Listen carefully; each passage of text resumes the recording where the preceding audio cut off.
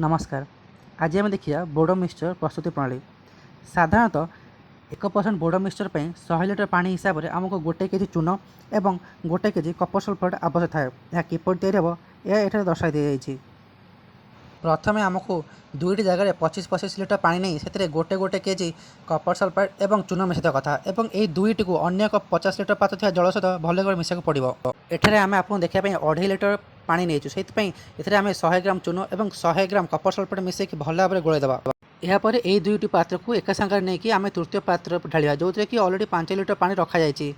यह पकड़ा पर यह भल भाव में मिसेवा और ये आम टेस्ट करें कि जमी यार पीएच 6.5 ରୁ 7.5 भितर रहा दरकार। यह टेस्ट करने आम गोटे लुहा व्यवहार कर सफा लुहा खंडे आणिकी यही मिश्रण भितर पकातु। जदि यार रंग चेंज ना होला तेबे यार पीएच ठीक अच्छे। जदि रंग चेंज है तेबे एथिरे आम अधिक कि चून मिसई पारिया से पर्यंत मिसा जेपर्यंत यार रंग सामान न आसी सफा लुहा सहित।